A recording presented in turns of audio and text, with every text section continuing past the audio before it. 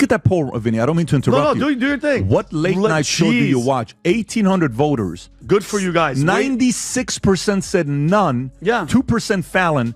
1% Kimmel. 1% Colbert. Oh my God. I'm so proud of every single one of you. Good for you. Don't give them any energy because it's not comedy. It's propaganda. They're all getting paid to do what they're doing. They're not about making people laugh anymore. It's just an agenda. I'm sick and tired of it. Let's just talk about these people. Jimmy Kimmel, who is one of the most unfunniest people on the planet. He's labeled as a stand-up comedian. Who's ever watched Jimmy Kimmel? Have any of you guys seen his special? Anybody? Megyn Kelly and Patrick Bet-David teamed up to go after Jimmy Kimmel like a pair of truth-tellers on a mission. This wasn't just another late-night joke session. It was a straight-up showdown where the burns hit harder than your morning espresso. Wonder how Kimmel handled it. Spoiler alert, he didn't last long. Their sharp comebacks and surprising digs make this one unforgettable. You all know what they saw. They saw what we saw. They saw the frail elderly man who needed help getting off the stage. They're just too chicken shit to tell us about it because they accurately deduce that he could still be the Democratic nominee and they don't want to ding him up. Maybe you give Barbara a pass. Who gives a damn what this singer saw or says? But you know what? Jimmy Kimmel happens to be employed by ABC, which happens to have a rather large news organization. And he has been one of President Trump's most vocal critics. Where are you, Jimmy? On vacation? Not good enough. You can still use your thumbs to send out a tweet. You could set the record straight right now, but you won't. Jimmy Kimmel's late-night show is like a loud noise in a quiet room. Hard to miss, but not very clever. His jokes are often predictable and pretty average. He tries to go after politics, but it comes off more like a kid throwing punches than smart satire. Underneath the grin, the real problem is his comedy. It's shallow and never digs deep enough to deal with the real issues. I'm not hysterical. I laugh when people say, oh, you've got Trump derangement syndrome. If you're a reasonable person, you should have Trump derangement syndrome. And by the way, I think he has derangement syndrome about us, too. The fact of the matter is, this is a dangerous person. This is a stupid person. And that's a bad combination. What a shame. What a shame that a late night show host that millions of people used to watch you. And they probably still do, but it's not as high as it used to be. And you just call the president stupid? First up is Megyn Kelly, the former news anchor famous for cutting through nonsense without holding back. She's not here to be polite or soften the blow. Megyn calls out Jimmy's comedy for what it really is, a weak mix of cheap jokes that aren't impressive at all. It's like a fast food meal, easy to get but quickly forgotten. That's Jimmy Kimmel's humor in a nutshell. More than half of America voted for him. You just disrespected 51% of America? What a shame. It's unbelievably unattractive and not working. Your business model's not working. MSNBC's business model's not working. NBA is not working because they're disrespecting the customer. Who the hell are you, Jimmy? You have a job because of your customers. Capitalism will eventually fire you, unfortunately. For some, fortunately. Kelly's first point is sharp. Jimmy's comedy turns serious politics into a cheap joke. Instead of using his platform to lift the conversation or question those in charge, he goes for the easiest, most obvious jokes, the kind you'd see written on a bathroom wall or hear from someone wearing socks with sandals. It's like reheated, food in comedy. No new ideas, no excitement. Just the same old tired jokes over and over. Last night was the 96th Academy Awards show, and while you might have missed it, there was one clear winner. No, not Oppenheimer. It was sanctimonious leftists for their lead role in pretending they are better than you. Winner number one, Jimmy Kimmel. For the fourth time, Kimmel hosted the Oscars before an adoring crowd of Hollywood stars who laughed and curried favor with the man who wore blackface so many times. Yes, some of the very same celebrities who wanted you to believe they were horrified after yours truly said in 2018 that people used to don dark makeup in order to imitate well-known black celebrities and it wasn't a big deal. absolutely ate up the performance by Hollywood darling Mr. Kimmel, whose blackface costumes included his oft-repeated bit as basketball star Karl Malone. Now, Karl Malone never seen no flying saucer himself, but if he do, that's going to be a spooky time. And don't even get Kelly started on the double standards. Jimmy picks his fights like a kid playing dodgeball, dodging anything that might upset his friends or bosses. He's quick to joke about some people but treats others like untouchable celebrities. It's a one-sided roast where half the guests don't even get an invite. That kind of selective humor isn't bold. It's predictable and honestly, kind of dull. He's in the spotlight but steps aside when it really counts. Kelly also points out the missed chance here. With a platform as big as Kimmel's, he could push for real conversations, challenge his audience, and break through the usual bubbles. Instead, he hands out easy, safe jokes like candy on Halloween. Fun, but empty. If you want a host who can both entertain and make you think, keep looking. Kimmel's idea of shaking things up is the same old politician jokes we've heard for years. Now let's talk about Patrick Bet-David. He's no fluff guy and doesn't play political games. Patrick's a business commentator who cuts through cultural noise with precision. He sees Kimmel not just as a comedian, but as someone who shapes how millions view politics and society. And his take.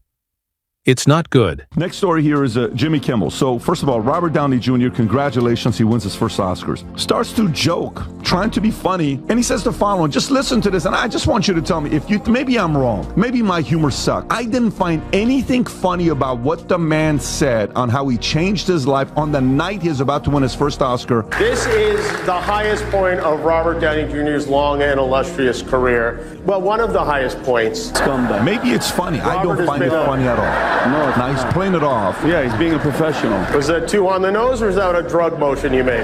Just keep going. Just keep going. Yeah, move on. He's won every award there is to win. Is that an acceptance speech in your pocket, or do you just have a very rectangular?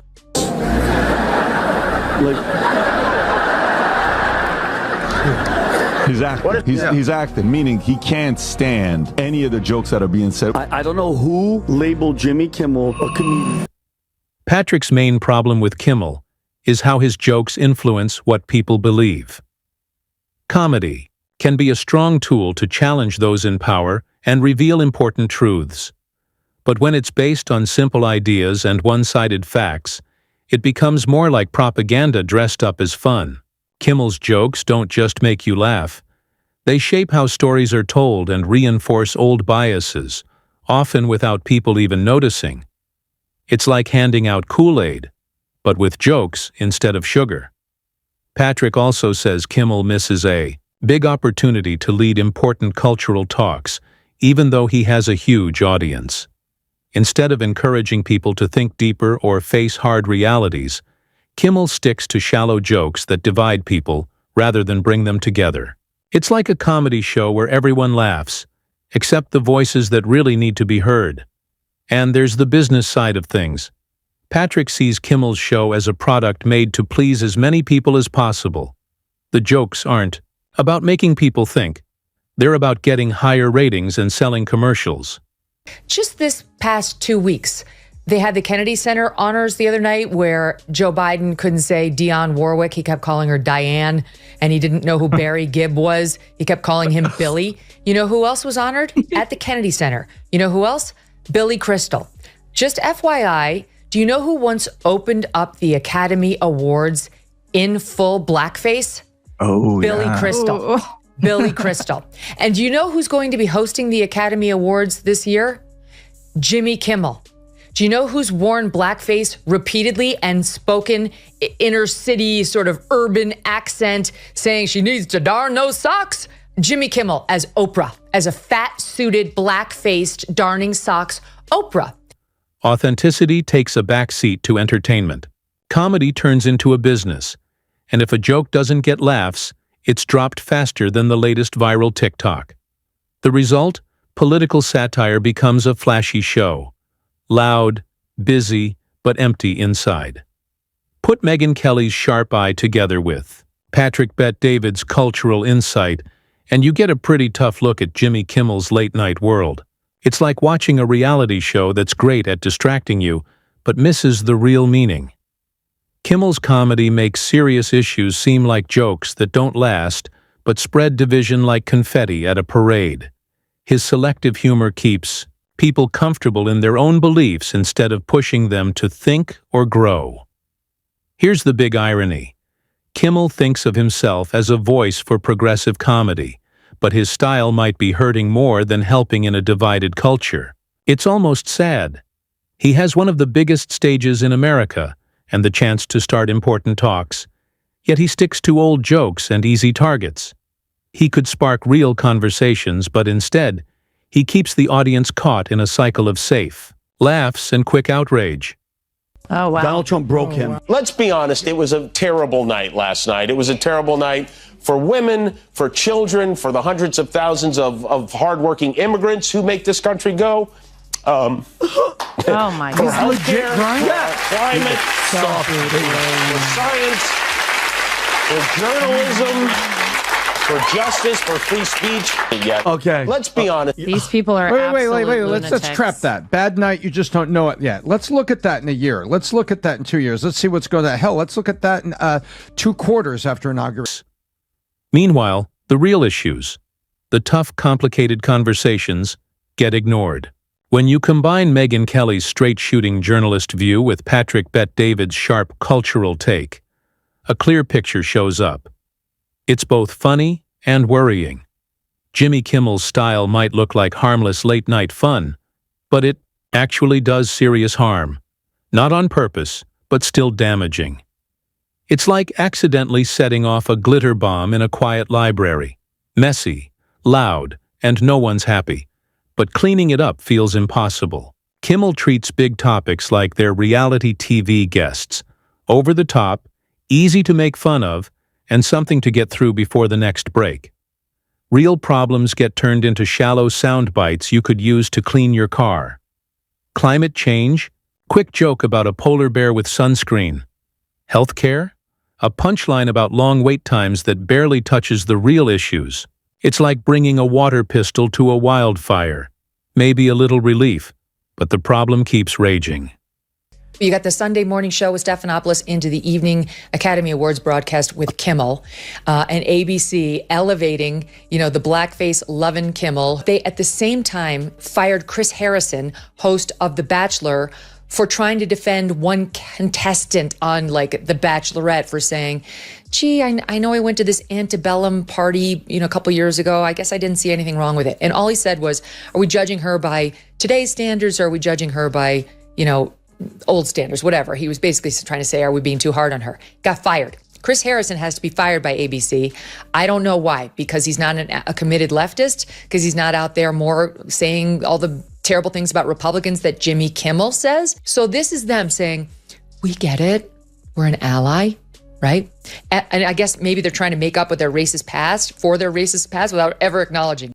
This kind of making light of serious issues does more than just get laughs. It shapes how people think and feel about them. When everything becomes a joke, it sends a message that these problems aren't worth taking seriously, just something to pass the time with. That's risky because comedy can actually help reveal truths and inspire change, but only if it digs deeper, not just skims the surface. With Kimmel, it mostly stays shallow. Then there's the problem of selective humor. Megyn Kelly was right when she said Kimmel picks his targets like a gambler choosing winners, always careful to avoid anything that might upset his circle. This kind of one-sided humor feeds echo chambers, comfortable bubbles where everyone laughs at the same jokes and thinks the same way. Instead of breaking those bubbles, Kimmel's comedy just makes them bigger, feeding people's biases like a pufferfish on caffeine. The result? Audiences get stuck in their comfort zones where different views aren't challenged. They're ignored or made fun of from afar. This isn't comedy that starts real talks. It's comedy that builds walls,